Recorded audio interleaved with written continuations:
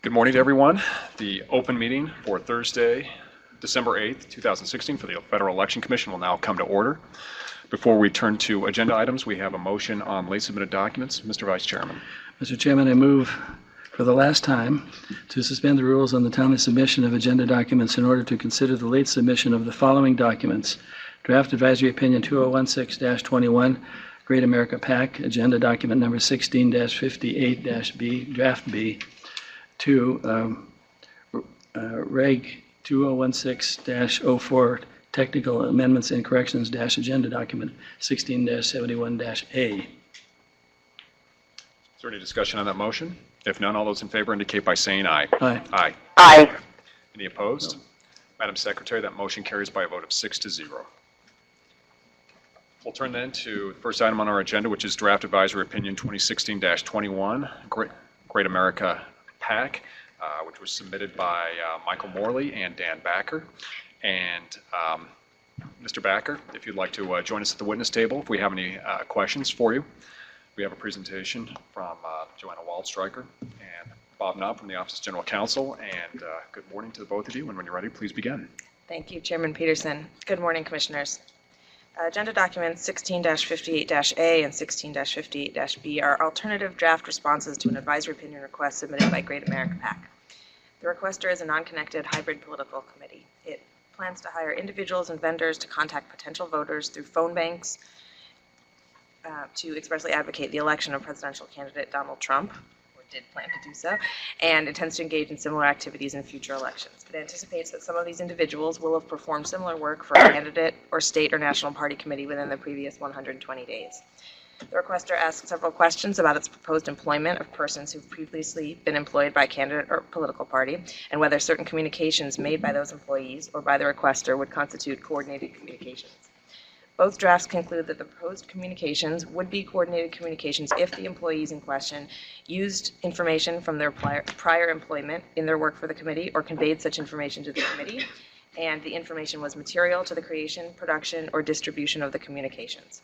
We did not receive any comments on the request or on either of the drafts. I'm happy to answer any questions. Thank you for that presentation. We will open it up now to any questions that commissioners may have of counsel, any discussion, or if there is any question of Mr. Backer, who is the requester's counsel. Mr. Chair, I have a question for Mr. Backer. Yes, Commissioner Rabel. Thank you very much. Good morning, Mr. Backer. Welcome. Although counsel indicated that this was the case, I would like to hear your confirmation that the requester plans to undertake materially similar activities with regard to future elections. And because given that what you've spoken about is the Trump election, and as we all know, that one is no longer a viable issue. Yes, we do. Do you have any specific plans for it, or it's just a general? Well, we have thought to do so with respect to the Louisiana runoff, but because we didn't have an advisory opinion, we chose not to. And then we're considering doing similar activities, materially similar activities with the upcoming spate of special elections that we anticipate in the first quarter of this year. Though in those circumstances, there wouldn't be Trump campaign employees. They would be former employees of the relevant state parties and candidates in those states. Okay. Thank you very much. I appreciate it. Do we have any further questions? I would just ask Mr. Backer, you've had a chance to look at the draft. Just wonder if give you your chance to weigh in and share your thoughts on the drafts as you see them before we go to any motions. Well, the drafts provide, I think, guidance for my client in order for them to conduct their activities. We did have one concern or question that we're trying to wrestle with here, and it goes to the intellectual capital involved in training. So if you're working for the Trump campaign and you've come in and you're sitting at a computer, you're going to get a training program, how to work the software, how to do this phone banking activity, how to speak to people, etc. This is just an integral part of having people come in and do this work. And if we are hiring, if the PAC isn't hiring these individuals, relatively, we feel fairly confident we can police, hey, use our scripts, not whatever other scripts you may have had. But we can't tell them, don't use this training benefit that you have previously received. It's part of their sort of experience and knowledge. And the only concern that I have is whether or not that intellectual capital of the training that they have received falls within the scope of information used by the employee in providing services to the candidate or party in the first case, and then in the second case if they're working for us. And we would like to have adequate clarity that kind of training information, the knowledge they've gained from it, does not fall within the scope of this activity, and so it wouldn't constitute a coordinated communication. Okay. I mean, there is language in a couple of different occasions. I'm actually looking at a red line copy that I have, so I believe this would be on page, just quickly turn to it. So I'm on page 10 of the blue draft, starting on lines 2, and I think there's similar language also on page 13. Talks about if a phone bank employee disobeys the committee and uses information acquired through a previous position with the Trump campaign merely in the course of his or her conversations with a potential voter, that information is highly unlikely to be material to the phone bank's creation, production, or distribution, and therefore equally unlikely to satisfy the former employee conduct standard. And I believe on page 13 there's similar language where the Commission says, the Commission reiterates, however, that a single phone bank employee's use of information without the committee's knowledge seems unlikely to be material to the creation, production, or distribution of the communication. If that information is not material, the phone bank would not constitute a coordinated communication. There's a language of the, I think that that would appear to somewhat address the concern that you're identifying, but We would tend to agree, but I think the practical reality is that if we go forth with this course of conduct, we're almost certainly going to draw a complaint from another party, a disgruntled party, or an opposition candidate, and we want to be able to have something that's a little clearer for us to rely on when those inevitable complaints arise. If that were possible, that'd be great. But we tend to agree with you that it should fall into that bucket. okay. Are there any thoughts or discussion on this matter?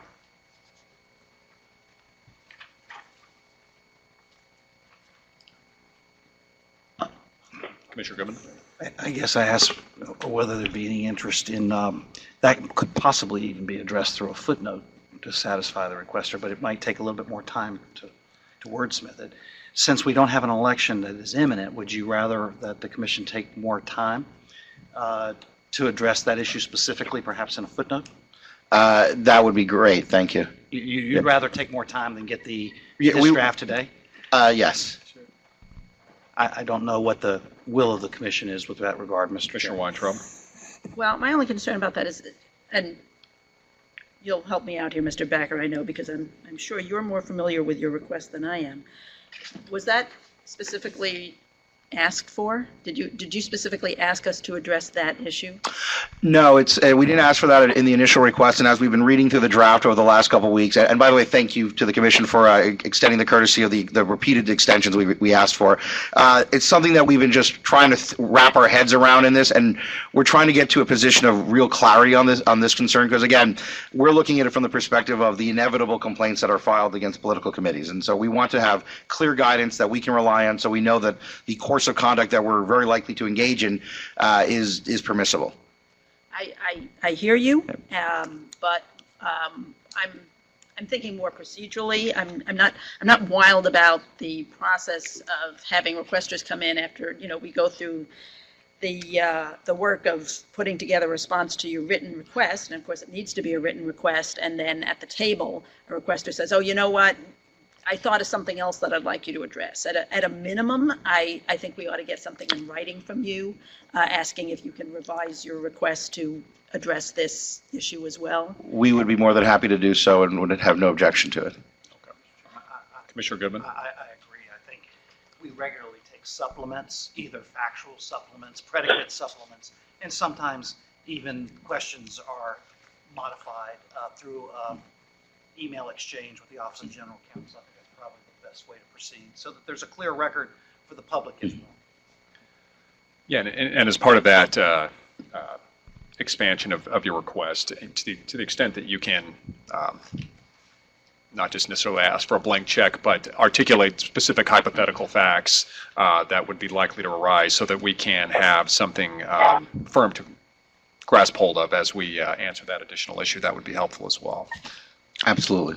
And Mr. Nodi, is there anything that we should, from the kind of a procedural perspective, we should be considering as we address this? Two thoughts. One, it would be helpful if rather than, or in addition to hypothetical facts, we had Yeah. planned. or I probably used the wrong proposed facts would probably be the better term. So thanks for that clarification. Procedurally, just in terms of timing, the current deadline for this AO is next week. So we'll need to extend that, which Mr. Backer could do orally here today if he'd like. Okay. We would be happy to extend. Thank you. Okay. Do we need to have just for procedural perspective, do we need to have a date certain of extension? Yeah, I haven't seen the meeting schedule for January, but I would Yeah. suggest a day or two after whatever the January meeting is going to be. Okay.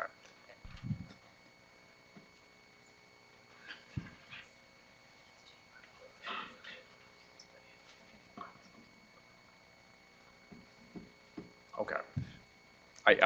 I'm not sure if we have the meeting schedule hammered out precisely. I don't know if there's a certain amount of time that you would feel comfortable, to be safe, you could say January 31st, but if you wanted to tailor that, we could. I think that would be fine since we don't anticipate special elections occurring until there's vacancies, which probably won't occur until after the 21st. Okay, so then we have an extension then to January 31st, and hopefully we can resolve it well in advance of that, and we'll look forward to your further written submission. And once we get that, then hopefully we can resolve that quickly next year. So, Thank you very much. all right, thank you very much. We'll turn next to item number 2 on our agenda, which is Draft Advisory Opinion 2016-22, which involves Libertarian State Committees. We have, looks like, Tony Buckley from the Office of General Counsel to give us a presentation this morning. And do we have Requesters Counsel, which I believe is Christine, and I'm going to guess on the pronunciation of this name, Sarah, or... Miss Sarah, are you with us? Yes, this is Christina Soroy. Soroy, okay. I apologize that I pronounced that improperly. So welcome to you. And if we have any questions of you after the presentation of Mr. Buckley, we will give those to you over the phone. Thank you. Mr. Buckley, good morning to you, and please begin. Thank you, Chairman Peterson. Good morning, Commissioners. Agenda Document 16-67B is a draft response to advisory opinion requests submitted by Libertarian State Committees from Georgia and Tennessee.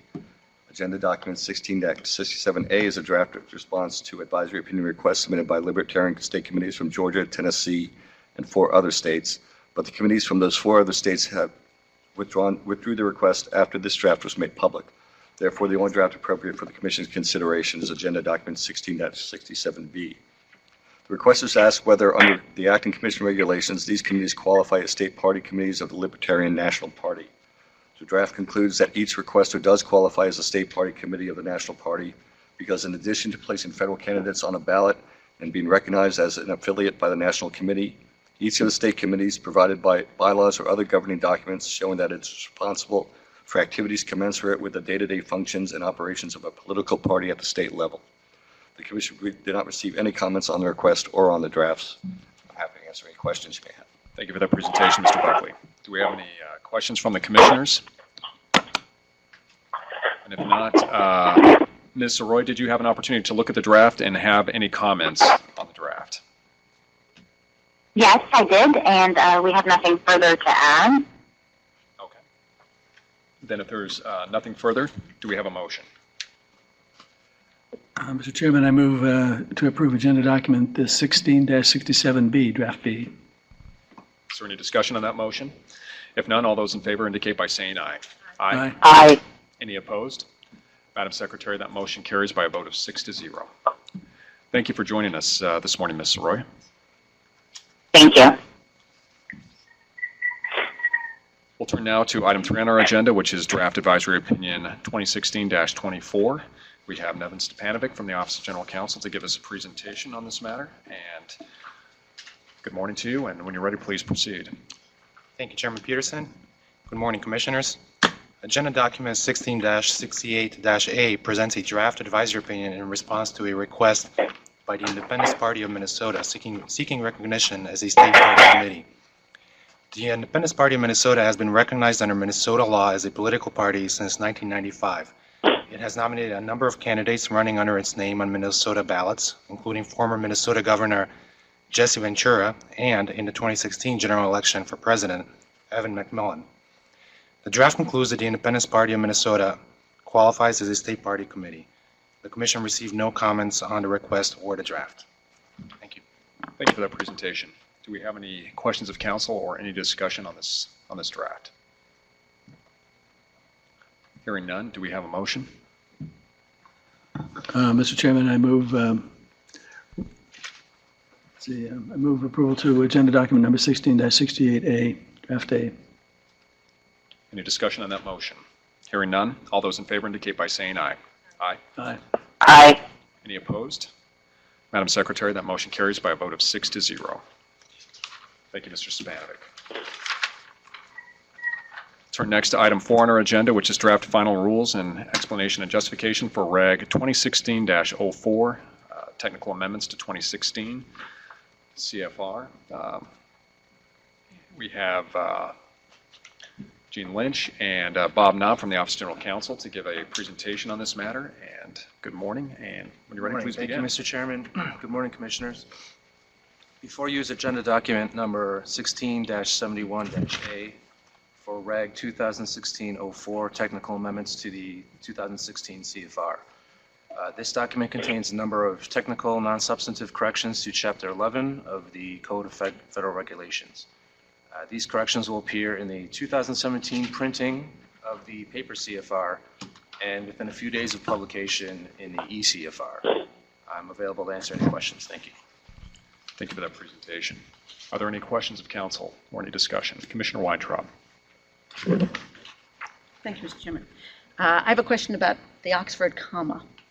Where I'm a big believer in it, by the way. So am I. So am I. I note that we are amending 100.155 to add the comma after creating. Let's see, where's that? But the phrase is creating, maintaining, or hosting a website. So my question is, since I'm a great believer in the Oxford comma, whether we should not at the same time add a comma after maintaining. We should. The reason we are not proposing that here is because there's a parallel provision at 100.94, and the parallel provision does not have the Oxford comma. So the choice was, we thought, either to propose changing both, or I think we should change both. you'll have no objection from OGC on that. Unless it's I know different publications have their own style book. Does the Federal Register have an opposition to the Oxford comma? No, and the Commission's regulations are not consistent throughout in their use of the Oxford comma. Well, I would move that we amend this document to include the addition of that Oxford comma after maintaining in both of those places. And I would heartily support that. For those who say that the commission cannot agree on things, here is a matter of weighty substance that Two things. that I will enthusiastically support. One further issue that I'd like to identify, and this is with respect to section 300.13. The proposal is to remove paragraph C, which deals with the transitional reporting rules for the non-federal accounts that parties once had pre McCain-Feingold. It would appear that the same rationale for deleting that paragraph would also extend to paragraph B, which is the termination report for the non-federal accounts. So while we're in the process of cleaning up the regs, I would propose that we also remove paragraph B of section 300.13. Okay, that would be fine with OGC. Is there any further discussion on this document? If none, do we have a motion? Please make a motion consistent with our conversation. I think that should be Mr. sufficient. Chairman, I move to approve the draft final rules,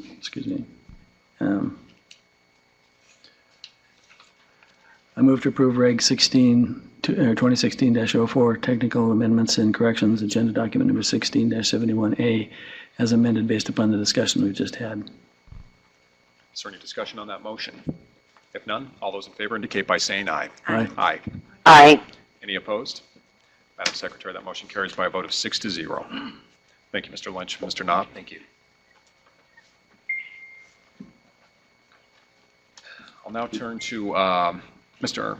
Alec Palmer, who is both our staff director and our chief information officer, who is going to give us an update on some of the latest IT initiatives here at the Commission.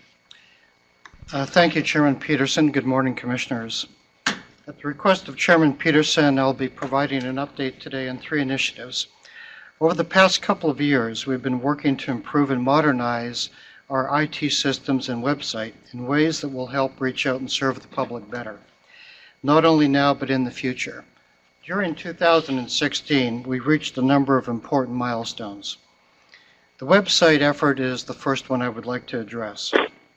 The FEC has long sought to improve information services that it provides to the public.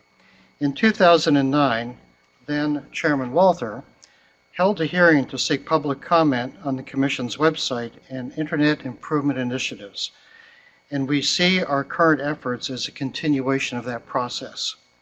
In 2013, Commissioners Goodman and Ravel joined the FEC with a shared goal to complete and modernize the FEC's website the following year. And the following year, we partnered with 18F to begin that process of redesigning the FEC's data delivery services. In fact, all commissioners deserve thanks for their collective support in this effort. And I'd like to thank Chairman Peterson for this year in pushing us forward on the e-filing modernization, which I will talk about momentarily. Late last year, we launched the beta version of the FEC website. Since then, we've completed work to move our entire campaign finance database, which includes about 40 years worth of transactional level campaign finance data to a cloud environment. Because of the improved performance offered by cloud hosting, we're now able to provide the public users with the ability to search, sort, and download transaction level data directly from our website, which has never been capable before. Our transition to cloud hosting will also position us to meet the future needs of the volume of data in our campaign finance database. The FEC's primary database has dramatically increased this year. In fact, during this past calendar year, to almost double the capacity of the previous year. Moving to the cloud also improves the security of our data and will save a significant amount in operational and maintenance expenses, which will put us in line with the GAO initiative that came out this year. With this initiative, the Commission has positioned the FEC to stay ahead of the curve in meeting government-wide IT requirements, such as reducing investments in legacy systems, develop open source software, meet accessibility requirements, and provide robust public access to information while ensuring information security and integrity. Our new website, supported by our publicly accessible API, provides intuitive search interfaces for campaign finance data, as well as the ability to perform searches across legal resources such as statutes, regulations, and advisory opinions, and more search capabilities are coming. We're building the site using user-centered design principles, plain language, and open source software, all of which have given us ample opportunities to share our work with the public and learn their needs as we build it. We have aggressive plans to continue to capitalize on these successes. And at the end of March 2017, we plan to take our new beta website and have it become the new FEC.gov website. We plan to continue to add content and features to this site well beyond March, adopting the new user-centered design models and processes we've used to create the site thus far. For example, the homepage design, you will have an opportunity to see that by the end of the year. It will be the first public iteration to be viewed. Based on comments and feedback we received from the public and from the Commission, we'll continue to make improvements and enhancements. E-filing is the next topic I would like to address. We're also finishing up a study to identify ways to improve our e-filing system, using many of the same design principles and practices employed in the website redesign. With this study, we're looking for ways to build upon the work we've completed thus far, and in order to ensure a seamless integration. The FEC e-filing system has continuously been updated since its debut in 1996. It needs more than a facelift. We need to take advantage of these new technologies and design concepts. And in 2016, the Commission, under the leadership of Chairman Peterson, undertook an e-filing study to identify areas that could be upgraded and to make specific recommendations for major improvements. Interviews and interactive sessions with a broad spectrum of e-filers and data consumers pointed to a few major areas. First, the study will suggest upgrades on filing tools that focus on improving both the filer experience and the quality and accuracy of reported data. Second, we will consider technical upgrades that take advantage of newer technologies such as cloud-based computing and storage for rapid scalability and centralized security. Third, we'll recommend improvements in the electronic filing formats with the goal of producing machine-readable data and streamlining the reporting process. We will redesign the entire internal technical architecture workflow of how filings are processed and improve system reliability and speed. In addition, we will reduce the annual operating expenses related to the legacy infrastructure by providing a new platform-independent design. With all of this, our goal is to make e-filing a much streamlined and smoother process for the filers. The study is scheduled to conclude at the end of this month, at which time we will immediately begin plans that will hopefully facilitate a roadmap for implementation in late 2017 or early 2018. The third topic I would like to discuss is correspondence tracking. This is an effort that Commissioner Goodman has encouraged us to follow up on. In addition to our efforts to modernize and improve our website and e-filing systems, we're implementing a new system to improve customer service by providing better tracking and responding to public inquiries. The new website will provide an interface to this tool that will offer another way to receive reporting advice and guidance. Committees will be able to ask the Reports Analysis Division questions that are automatically routed to the assigned and proper campaign finance analyst. This system will enable RAD to answer common questions more efficiently and consistently. Responses to questions will be tracked for quality and timeliness. This is the first phase of the project. It will be integrated into other FEC offices, and shared information will provide comprehensive customer service across all public-facing divisions. We expect implementation by the end of January for the Reports Analysis Division, and other public-facing divisions will follow. Thank you very much for your time and allowing me to provide these updates, and we look forward to making continued significant progress in 2017. Thank you, Mr. Palmer, for that comprehensive update on some of the latest initiatives that we have. Are there any comments commissioners would like to make about the presentation, or any questions that anyone has? Yes, Commissioner Goodman. I would just like to extend, I think on behalf of the entire commission, our appreciation, Mr. Palmer, for you and your staff, as well as all the other groups that have been working with you diligently on these projects. And I think they greatly enhance the agency, and they enhance the agency's usefulness to the people who rely on the agency and are regulated by it. And I just want to extend our appreciation and our congratulations to you on some projects well done. Thank you. If I may, I would just like Yes, to, Mr. Palmer. this would not be possible if it were not for the staff. Their dedication, their effort, not only in the IT department, but across all the divisions. It has been an enormous dedication and effort, and I personally want to thank them as well, because without them, this would not have been a success. Mr. Chairman, I'd like to add to the Commissioner Ravel. accolades that Commissioner Goodman expressed. The work that's been done on Beta FEC by our staff, by Ray, by you, by the associates and groups, 18Fs that we're working with, has been astronomical. It's been such a change, and I myself have talked to lots of groups that are now using our website that never before have done so, and find it to be very useful, very convenient, easy to access information. And so not only for those who we regulate, but for the American public, this is an incredible step forward, and you should really be congratulated, you and your entire team. Thank you. Mr. Vice Chairman. I'd just like to add to those that are commenting. I really think it's a great step forward for us, and it's been, something that's been perking along over the years, and finally it came to pass, and it's going to be really a fine thing. I want to mention one thing that's always been big to me, is we're going to be able to get all this data on our handheld.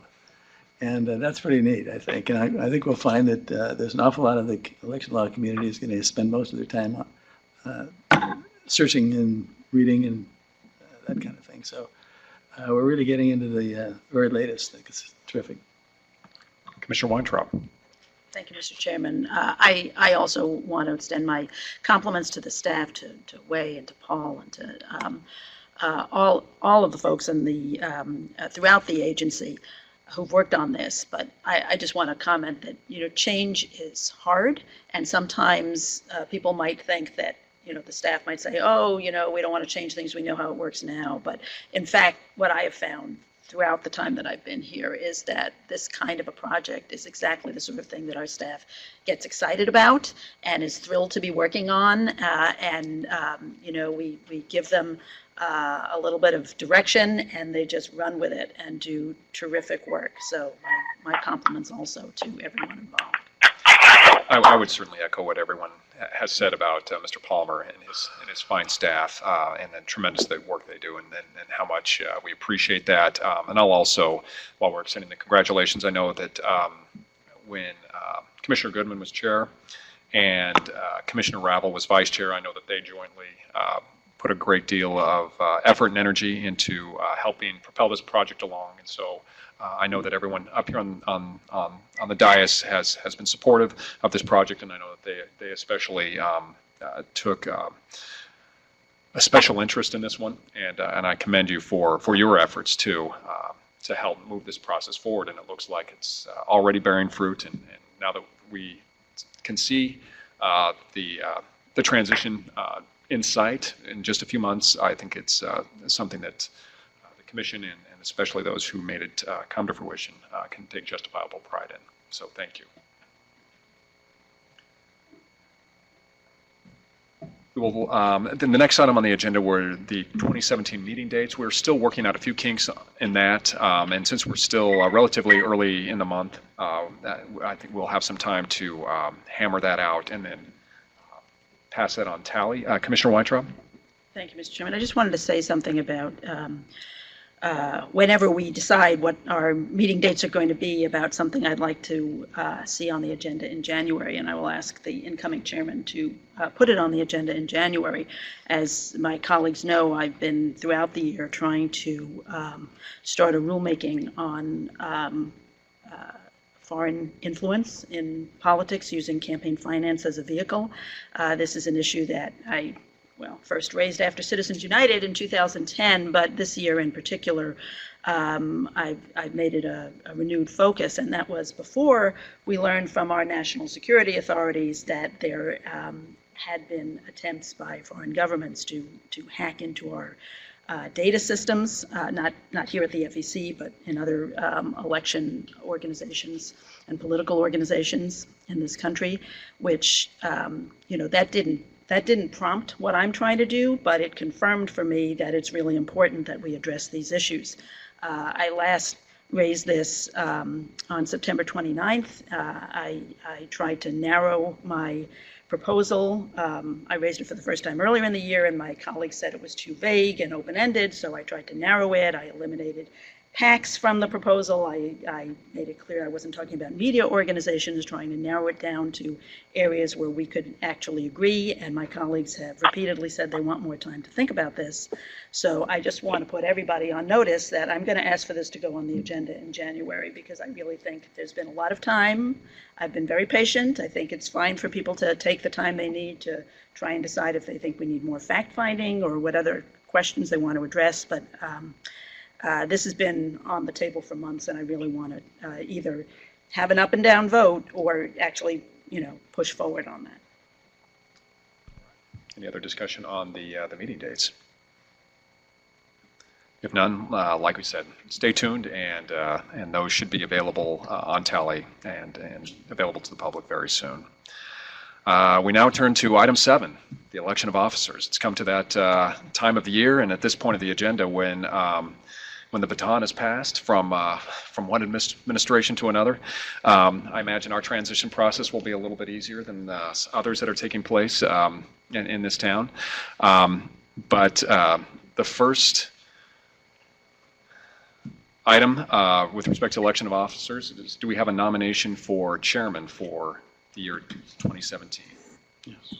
Commissioner Goodman. Yes, Mr. Chairman. This nomination must evoke a sense of deja vu all over again for many, including the incoming chairman, because Commissioner Walters, this will be his second term as chair of the agency. They often say second time is a charm. Hopefully it will be, Commissioner Walther. 2017 promises to be a transitional year for the commission.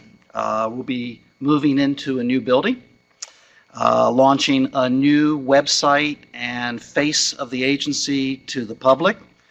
We'll be building a new IT architecture for all agency functions behind that website. There are positions still to fill to bring in some new leaders into the agency, and there are still employment matters and personnel issues to be addressed within our agency. So there are many institutional challenges facing the agency, in addition to the substantive matters that we address. And I'd have to say that more than any other commissioner here, in my 3 years here, Commissioner Walther has proved to be an institutionalist at heart, and he demonstrates probably more than any other commissioner a sincere concern for the agency and the people who work here. In his 10 years, it's certainly in my 3 years here, I have seen Commissioner Walther delve deeply into our budgetary issues. He's keenly interested and has proposals for personnel employee morale issues. He has been deeply involved in IT infrastructure issues at a far more granular level than any other commissioner has engaged themselves. And as chair in 2009, as Mr. Palmer just mentioned, he led website improvements. And so he will, as chairman in 2017, be able to cut the ribbon on yet the continuation and culmination of that project, which has been many years in development. So, in many ways, this agency is getting the right chair at the right time to address many transitional issues. Also, the commission works best when the chair of the agency is steady, even-handed, and fair.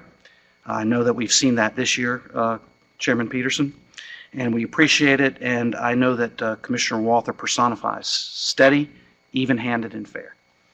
We have big issues to debate, and it always helps when the chairman can sail us through with a steady hand at the helm. In addition, Commissioner Walther maintains a strong personal rapport with all 5 commissioners, and just sitting in his office many afternoons, I've learned a lot about mountain oysters I heard a good story today about Ronald Reagan eating mountain oysters and Nancy Reagan's reaction to that. And then the Reno Rodeo, he's invited me to, it's quite a spectacle, and I hear a lot about Notre Dame football. Commissioner Walther is a fine man. He has a fine family. He's very proud of his family. We've all met his son, Wyatt. And so it is my honor to nominate for chairman of the FEC in 2017, Commissioner Stephen Walther. Do we have any discussion on that nomination? Let me just add that I've had the privilege of working with Steve, well, Vice Chairman. I don't want to throw this too informal yet. On two different occasions. When he was the chairman back in 2009, I was his vice chairman, and now this year he was my vice chairman. And it's always been a pleasure to work with Steve, just on an interpersonal basis. We like to reminisce about our upbringings back west in the mountains amongst the livestock. I mean, I didn't have to wait until talking with Steve to know what Rocky Mountain oysters were as the grandson of a sheep man. I know all too well what that entails.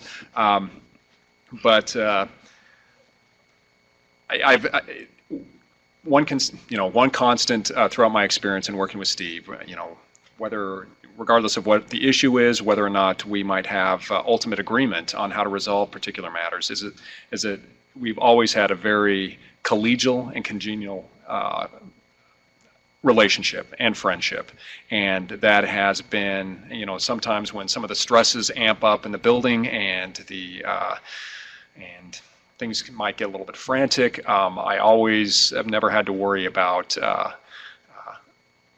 having any problems or issues exacerbated by the vice chairman. He's been a great friend, one who's been a pleasure to work with throughout my time on the commission, and especially when we've been able to work together in a leadership capacity. I know of his integrity, I know of his intellect, his tremendous background in terms of his legal understanding and also his management experience, which I think leads to the concerns that the Commissioner Goodman identified about him being an institutionalist. So I am very pleased to support his nomination to be chairman next year, and look forward to continuing to work with you and helping support you and making your chairmanship a success in any way I can. And so at the appropriate time when we call the votes, I'll be enthusiastically supportive of that vote. Are there any other comments? If none, we'll call the votes on the nomination of the vice chairman to be the chairman for the year of 2017. All those in favor indicate by saying aye. Aye. Aye. Any opposed? Madam Secretary, that motion carries by a vote of 6-0. So, I kept my mouth shut. congratulations. I do support it. Oh, that's that. Well, I always forget. Do we count the chairman's vote? Or I do think we- the nominee traditionally abstains. Okay, so why don't we, let me change that vote. It was unanimous, but the man from Reno who was ever humble and would not seek to prop himself up, the vote is 5-0 with the vice chairman abstaining. Do we have a nomination for vice chairman for 2017? Mr. Vice Chairman. Mr. Chairman, thanks. It's my pleasure to make that nomination. I'm going to maybe wait a minute to thank. I'm very humbled by your comments, and thank you so much for that.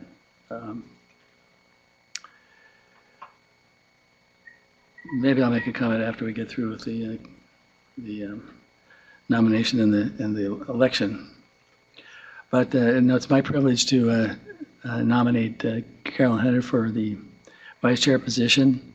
We've worked together for a long time. I'm bracing myself, and I'm looking forward to it. It's a challenge. It's but a very, very nice relationship, and one where most of the time we find ourselves moving the ball forward in a positive way.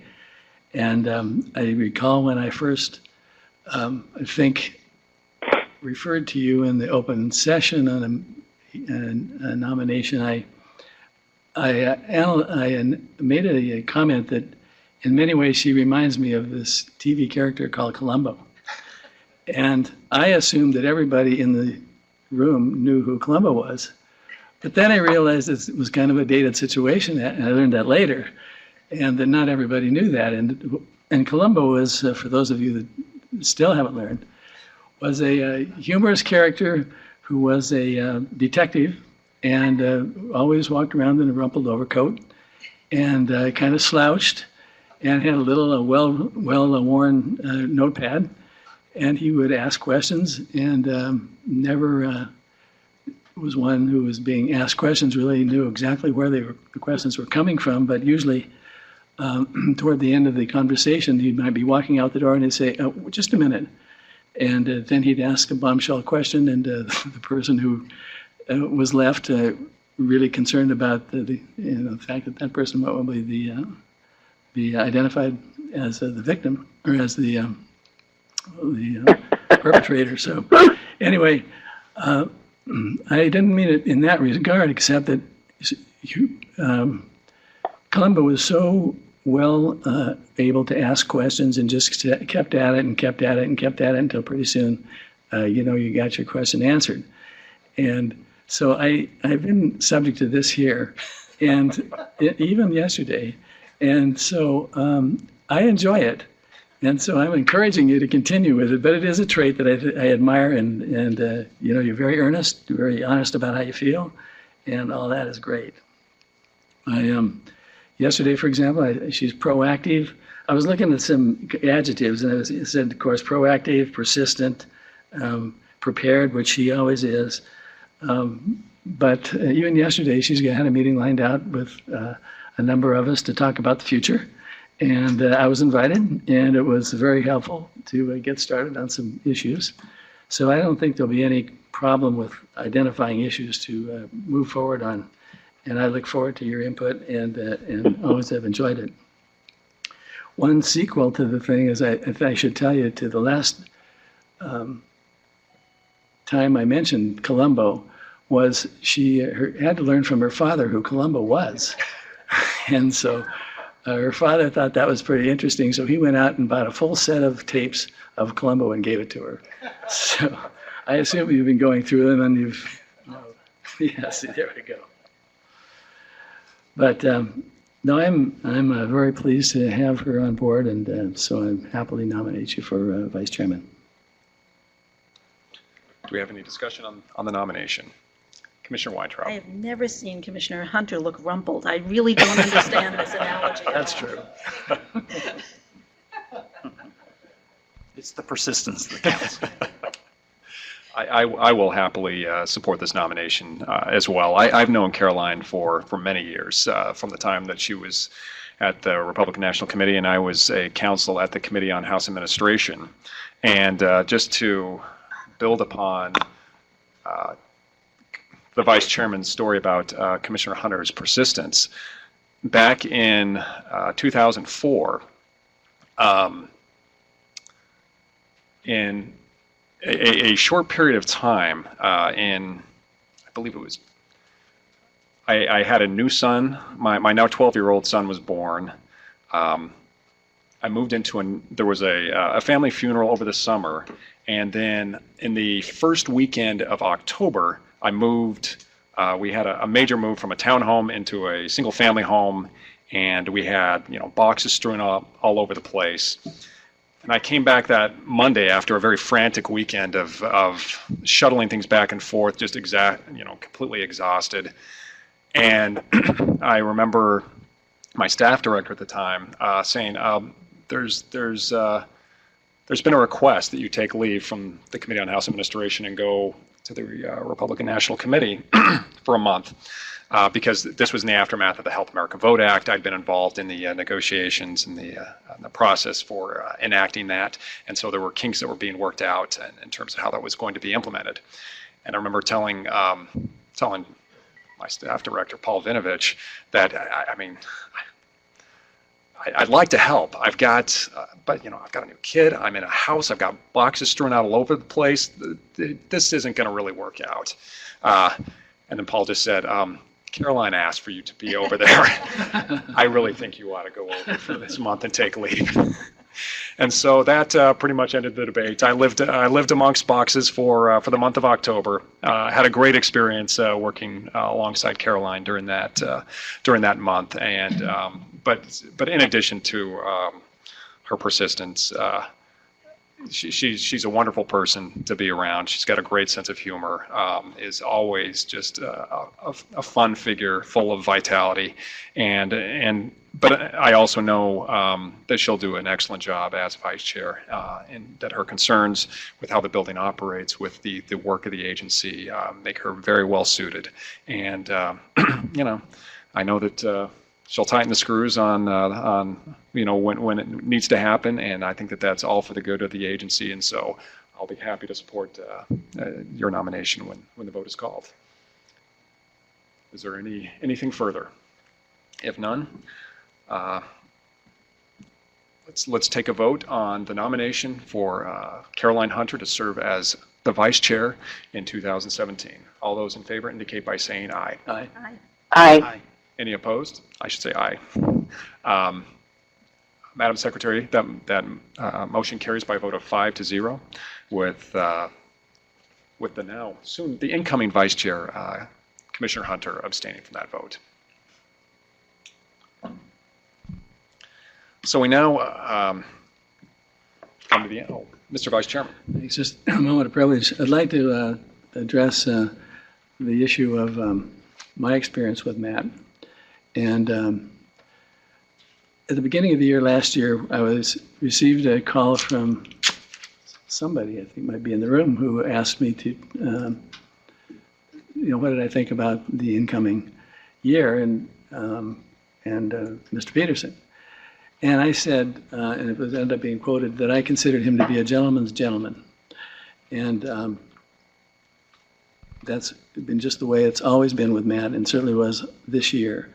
And it's a trait that few people have, because it comes so natural to him. And he's got a calm demeanor, even though the pressure's on. It was always a kind, intelligent conversation, and it was really made a lot of difficult questions and palatable, and we got through a lot of issues. But that leadership trait is pretty rare, and certainly Matt has it. He said that I think at the beginning of the year that he wasn't looking to hit a home run necessarily, but he thought he'd like to hit a number of singles. And so I do have a list of a couple things that have happened this year that really are important in moving the agency forward. And one was the enforcement backlog. We've been plagued a little bit over the years with a big backlog, and there's been a lot of movement the last couple of years. But this particular year, a big difference was made to the point where our backlog is very close to not a backlog anymore. I would think within the next few sessions, we might have it down to the point where we simply don't have that as an issue at all. And that's the amount of time between the time something reaches the commission for consideration and the time we actually act on it. So that, I think, is due a large part to the fact that we've been able to move through these meetings in a very comfortable way and do it productively. And a lot of these questions that sometimes got hung up got done. We have updated forms, made progress in updating the disclosure forms to make them consistent with one another and to address any confusion filers may experience. That's a big thing, and it's something I think we don't think of so much because we're not the ones that are making the filing, but for the filers, that's where they need to be predominant in our thinking all the time as to how we can improve their lives. We are currently undertaking the project, as was mentioned, to be more efficient and flexible in electronic filing environment.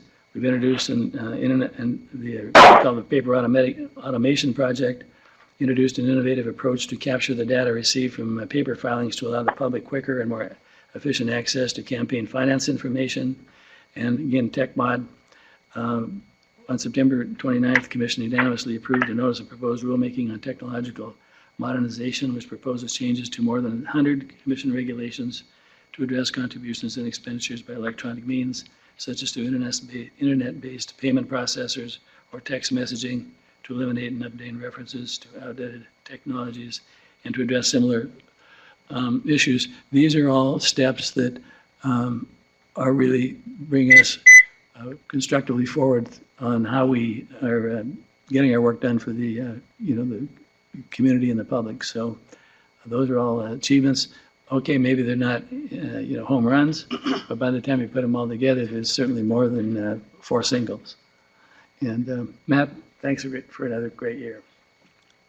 Thank you for your friendship and for your support. And there is throughout one this thing year. too. Okay.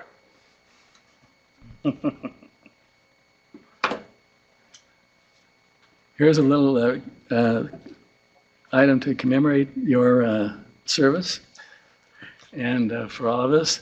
And it says Matthew S. Peterson, Chairman, 2016 Federal Election Commission, can be used at will.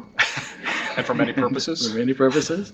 And hereby hand you this and with gratitude. I thank you And very much much for respect. that. Thank you very much. I really genuinely appreciate that. Thank you for that gesture, and like I said, for the ability that we've had to work in a very productive way this year, and like I said, I look forward to continuing to work with you to help your chairmanship here next year be as productive and successful as possible. And some of the things that you mentioned that have been mentioned so far about the enforcement docket and updating the forms, the electronic filing initiative that's moving forward, that I think is going to make a really big difference, making it easier for entities to file and for end users and for the public to get more readily accessible and easier to understand data. I'm also looking forward to next year. We'll have that hearing on internet communication disclaimers. Obviously, along with technological modernization, we have so many advancements which are revolutionizing the ways in which political information is being disseminated and being consumed, and I think it's wonderful that we're continuing to move forward to examine to what extent our regulatory framework needs to be updated and modified to take into account those innovations, so that we can be a facilitator of further innovation rather than being an impediment. And so I look back. And I look at the year, I realize that there's nothing that we can do without the support of my colleagues, and I know it doesn't fit necessarily neatly into the narrative that's often said about this agency, but I genuinely like and appreciate each one of my colleagues, each person up here on this dais as well as on the phone are talented, intelligent people who have taught me a great deal, and I've benefited from my relationships with them, and I appreciated the interactions that I've had with each and every one of them. I think that even when we disagree, I genuinely appreciate the dedication that each of my colleagues have for the law, for this agency, for their principles. And like I said, I've benefited greatly from my associations with each and every one. Let me also thank the staff. We've talked earlier about Mr. Palmer and your staff, and I see many here up here on the dais, Ms. Stevenson, who's been willing to step into the role of acting general counsel, and it is much appreciated. It's not always it can sometimes be the hottest of hot seats, and you've done an excellent job fitting into that role, Mr. Nodi, for all of the work, so much that comes up through the policy side, the rulemakings, the AOs, the excellent job that you and your staff do in order to keep us on serve when it comes to addressing matters that come up through your shop. I see Ms. Guth on the enforcement. Thanks for the help that you've. I think that there's considering the number of complaints and matters that come up through enforcement, greatly appreciate all of your efforts. And again, as I look around and see Ms. Chacona, I was handed the number of, when I think about what the Reports Analysis Division has had to do, being a presidential year, just I believe that our current stats are the total documents reviewed have been 77,560. The total pages reviewed so far this year are roughly 24.4 million, and along the way fielding over 13,000 phone calls. And your oversight and leadership of that office, obviously without it, there would be chaos in the building without somebody who could handle that volume of responsibility. And so I greatly appreciate the efforts.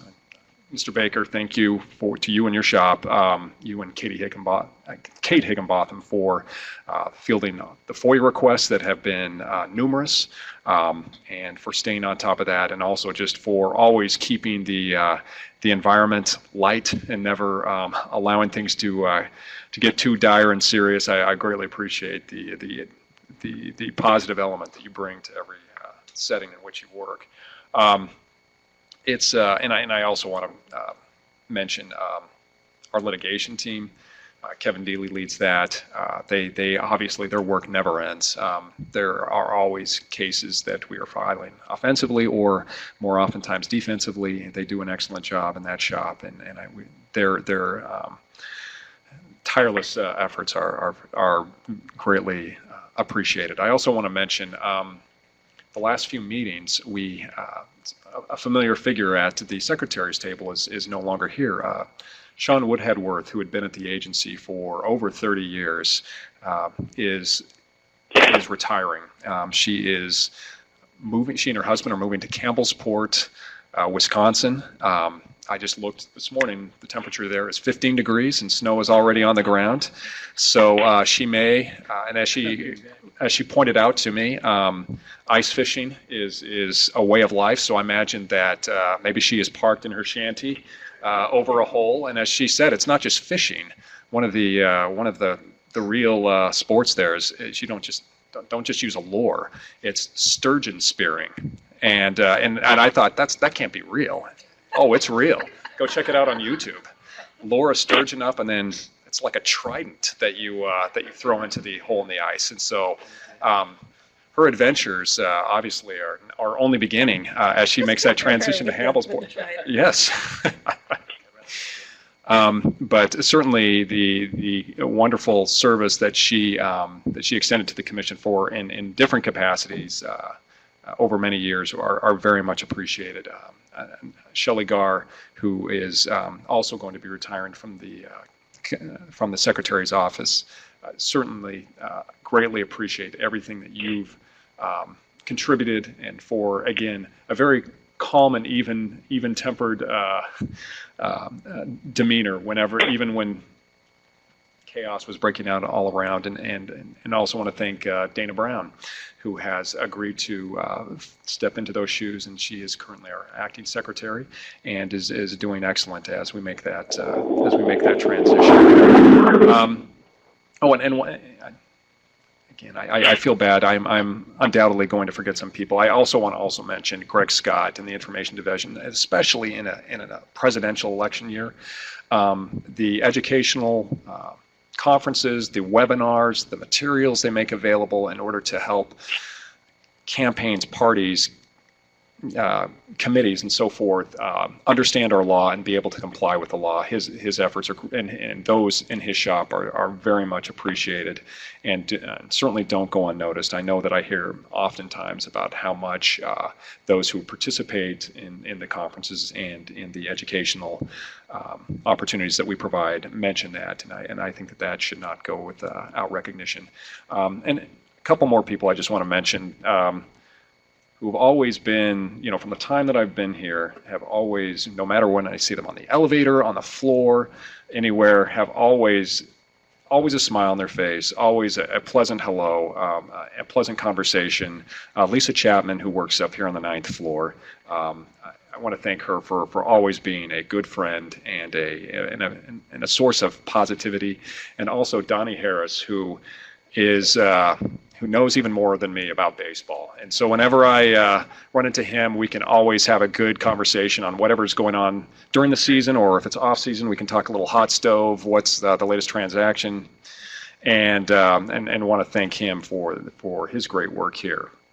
And then finally, I think every one of us as commissioners would acknowledge that it would be impossible for us to do our jobs without having personal staff who can keep us on the straight and narrow and who do so much hard work. And I certainly am no exception. I want to thank Theo Lutz and John Barman, who's been with me for almost the entire time that I've been here at the agency, for the excellent work that they've done. And not only are they excellent attorneys, but they're even better people. I thoroughly enjoy my association with both of them, and like I said, I couldn't do what I do without their assistance. And I'd also say the same thing for my past executive assistants, David Adkins, Stuart Crossland, Kevin Plummer.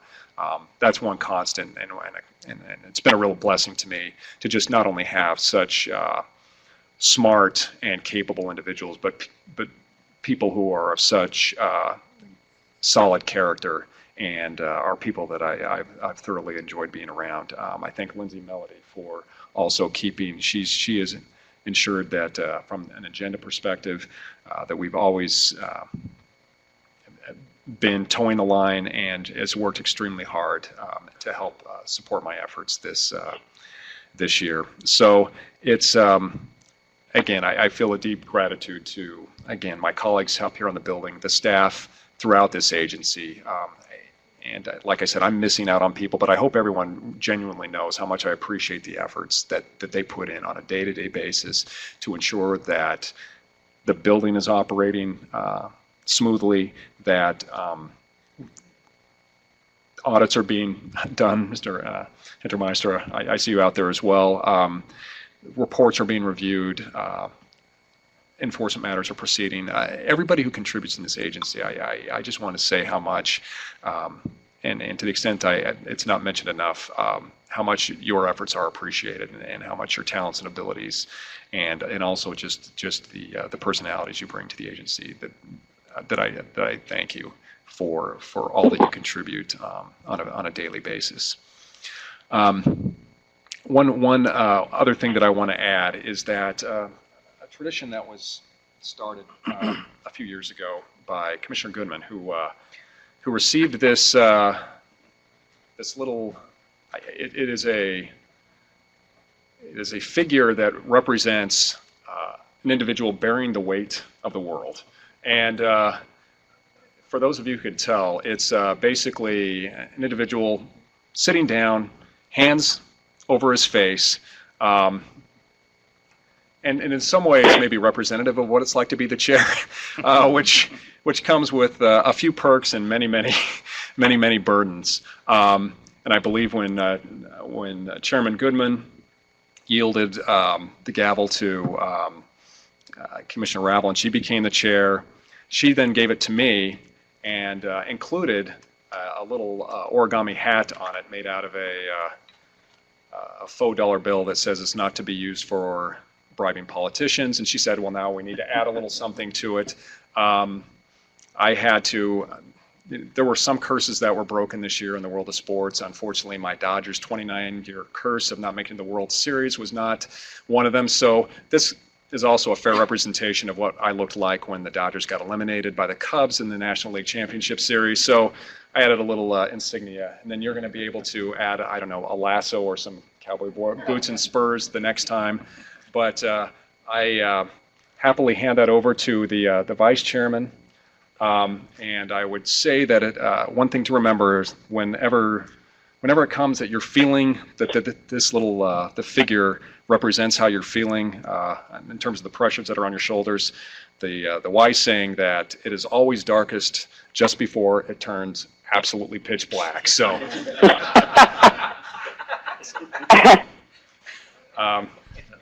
But that is. I'll probably feel that way tomorrow morning. No, this is the great thing. It will remind me that you can take solace in the fact that others have held it and you're still holding up. That's right. So yeah, that's a wonderful thing. Haven't completely been beaten down yet, so that'll be now entrusted to your care for the year of 2017. Thanks, I'll keep my eye on it. All right. Commissioner Hunter. Thank you. Chair Peterson. I just wanted to say, you did an amazing job this year. As has been pointed out, there are a lot of things that the chairman deals with behind the scenes that the public doesn't get a chance to see. And one of them is the enforcement docket.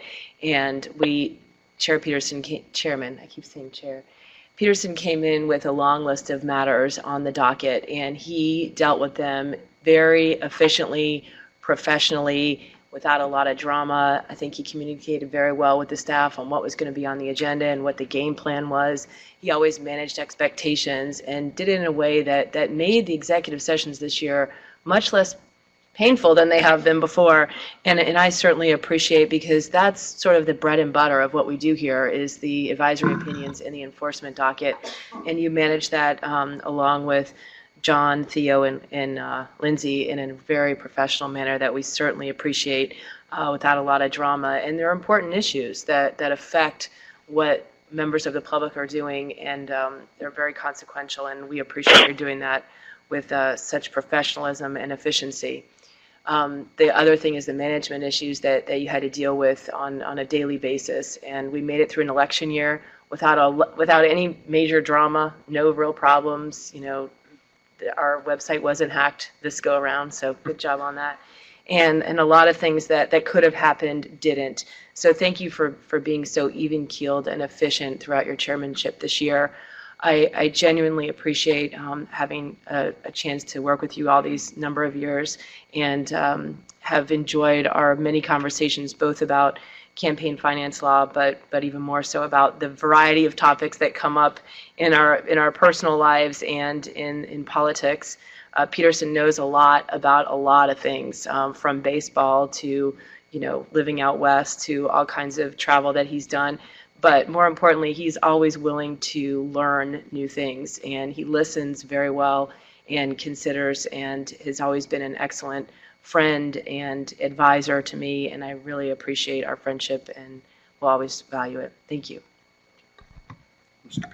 Commissioner Goodman. Yes, Chair Peterson, thank you for your calm and professional leadership this year. And I think everyone can attest to the professionalism that you've instilled in the way you've guided the agency. On the enforcement docket, I just looked at the numbers, and we looked at when you started in January of 2016, the commission's docket, that is matters pending for commission action. The number was 62 matters, and as of today, and we might resolve one or two more perhaps this afternoon, I noted that there were 22 matters pending commission action as of today. Only about 16 of those are the subject of some type of formal hold. About 9 of those are bipartisan reasons, and about 5 of those are individuals wanting to take a little bit more time with something. So that leaves probably 6 matters pending immediate action in January. And I just want to congratulate you on moving through that enforcement docket and moving us through very efficiently and calmly. The substantive debates don't go away, but how we conduct those and how we move through is always important, and largely reflective of how the chair moves the agency through. So I just want to thank you for a good and efficient year and a year of professionalism, and as well for your friendship. Thank you. Thank you. All right. We now can turn to the last time in 2016. Ask Mr. Palmer, are there any management and administrative matters that need to be considered? Mr. Chairman, there are no such matters. Hearing none. Actually, I think I'm going to use the new gavel to gavel out here. So hearing none, this meeting is adjourned. Oh, yeah, we're going to sit here and have a picture.